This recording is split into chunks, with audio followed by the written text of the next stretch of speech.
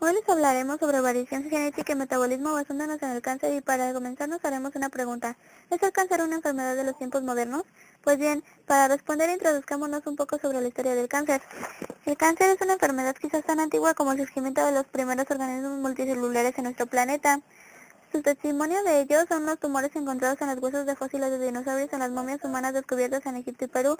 Su estudio y tratamiento ha sido objeto de gran interés desde épocas remotas en distintas culturas, lo cual ha quedado sentado en documentos llegados hasta nosotros en los que se describe el avance del conocimiento y que nos hace ver el talento y capacidad de observación y deducción de nuestros antepasados.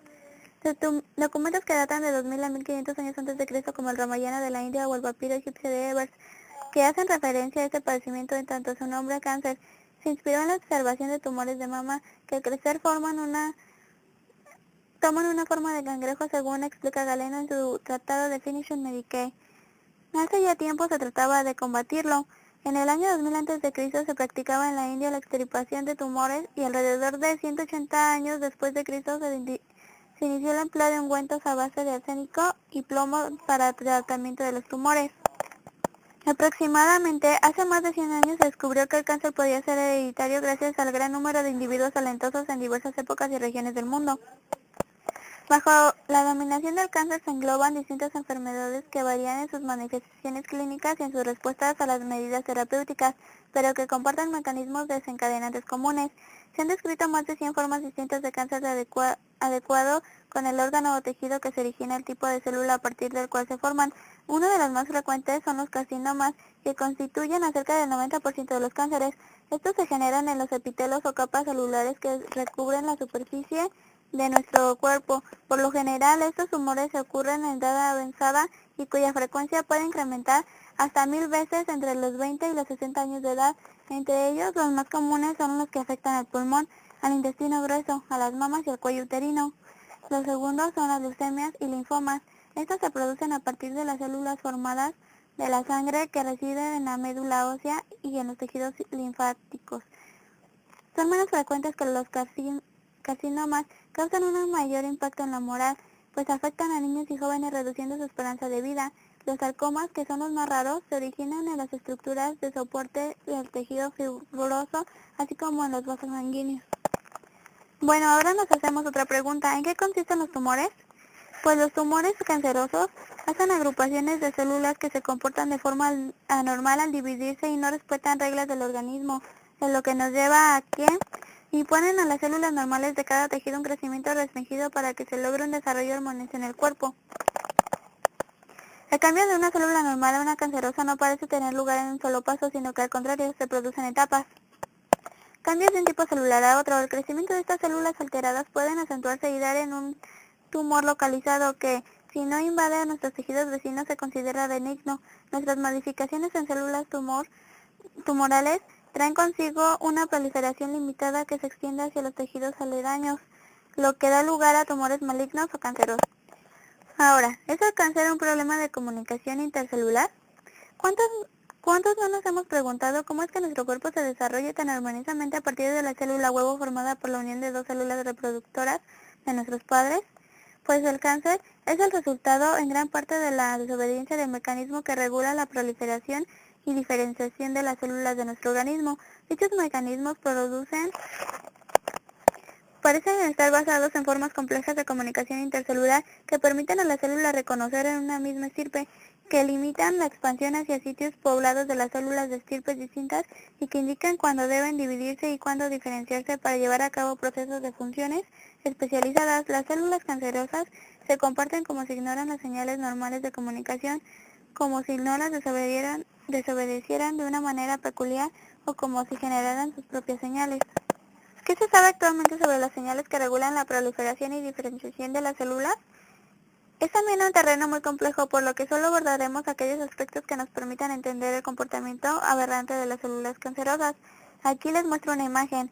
En el primer montículo vemos que las células, para transmitir un mensaje, modulan su comportamiento en señales químicas por varias moléculas de distinta índole. En las primeras etapas de evolución de un organismo, a partir de la célula huevo que inicia su división activa, las señales que le indican cuándo y qué tanto dividirse y a qué nuevas funciones desarrollará.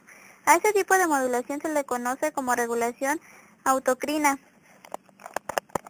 Este tipo de regularización deja de funcionar para ser reemplazado por otra, la regularización llamada paracrina.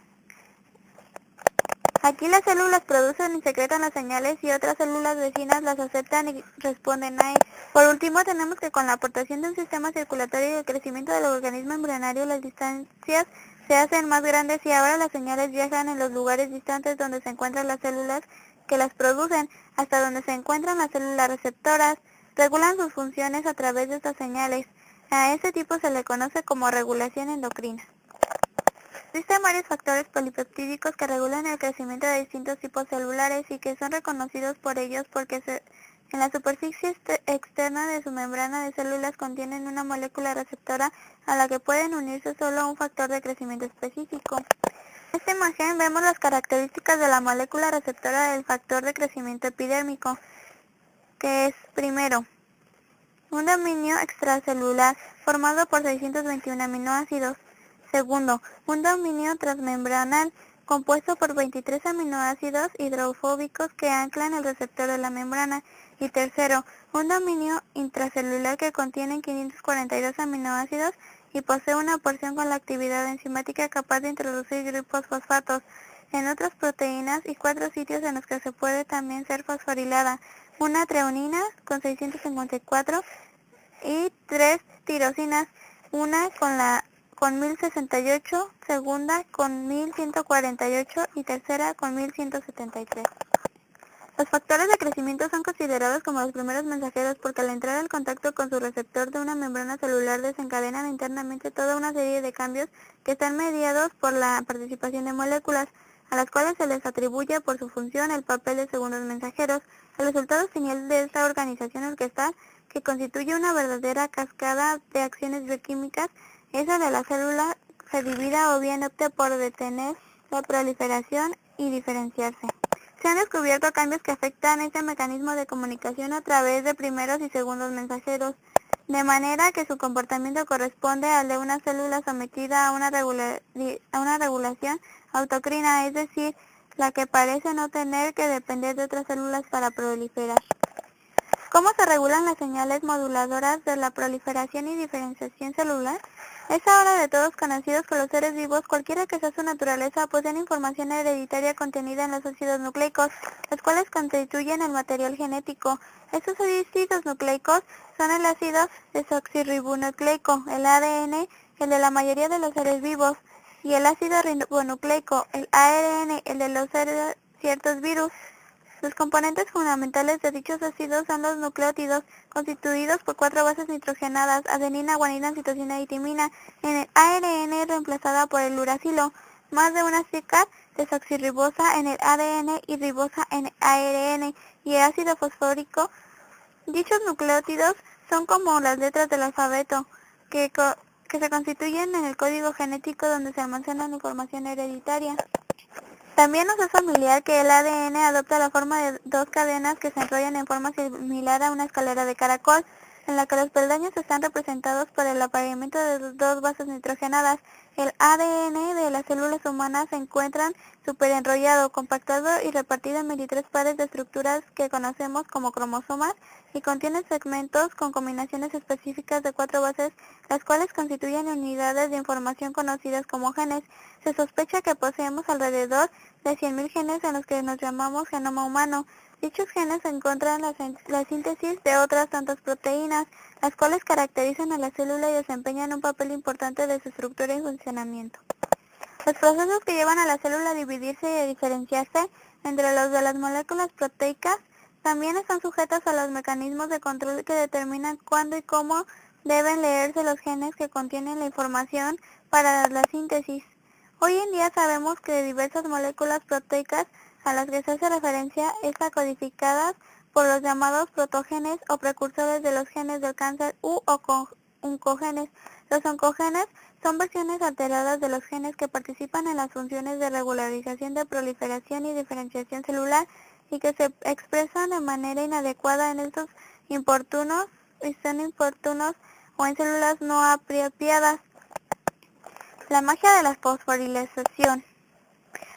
Los procesos de fosforilización que le permiten una y otra vez distintos niveles para lograr mediante la introducción de grupos fosfatos a los aminoácidos clave de las proteínas, ya sea en su activación o por lo contrario el bloqueo de sus funciones.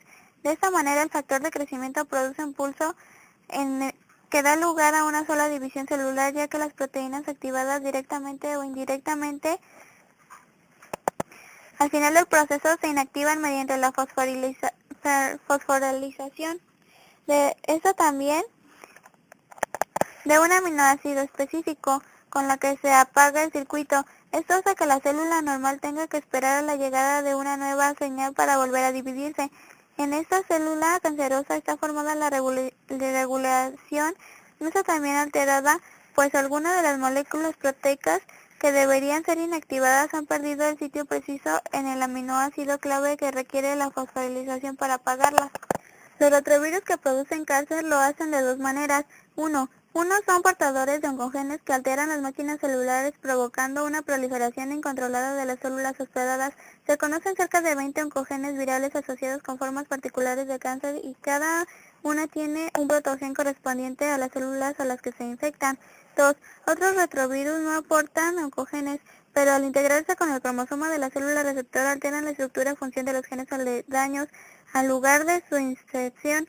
Los genes afectados son considerados como protogenes potenciales, cuya expresión puede alterarse, lo que trae consigo la transformación de células. Los virus se insertan en un material genético en el ADN de nuestras células.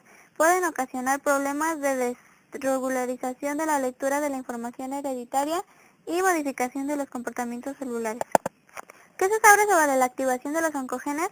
En las células que no han sido infectadas por virus y a las que se ocurre la activación anormal de los protogenes, se ha visto que se puede producir como resultado en tres metabolismos.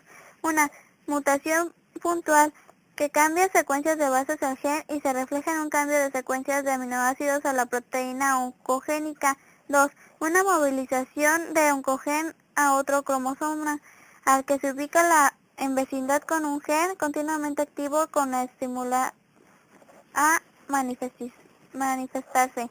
Y tercero, la multiplicación del número de copias del oncogen. Un oncogen normal puede convertirse en un gen de cáncer al ser alterado por agentes ambientales o generado dentro de nuestros organismos cuando faltan los mecanismos de protección de los que disponemos. Algunas personas tienen mecanismos de protección ineficientes que las hacen más propensas a padecer cáncer. ¿Puede el cáncer heredarse de padres a hijos? Es preciso hacer notar que los países en los que el cáncer ocupa uno de los primeros lugares como causa de la enfermedad y muerte, no es raro ver aparecer en una misma familia más de un caso de este padecimiento. Esto ocurre en Estados Unidos, en donde 20% de las muertes se debe al cáncer. A pesar de ello, varias características permiten distinguir los casos de transmisión hereditaria, entre las cuales se encuentran las siguientes: edad temprana de aparición, varios familiares afectados con el mismo tipo de cáncer, un número mayor de casos en la mayoría familia, forma de transmisión hereditaria por un tipo mendeliano, aparición de múltiples tumores en el mismo individuo, asociación entre casos de cánceres, padecimientos hereditarios, malformaciones de nacimiento y abortos entre la misma familia. Y para concluir, existen características hereditarias que incrementan la susceptibilidad a los carcógenos ambientales. Un gran número de sustancias potencialmente tóxicas que ingresan a nuestro organismo son transformadas por enzimas presentes en distintos organismos, entre los que sobresale el hígado. Lo mismo sucede con aquellas capaces de inducir cáncer.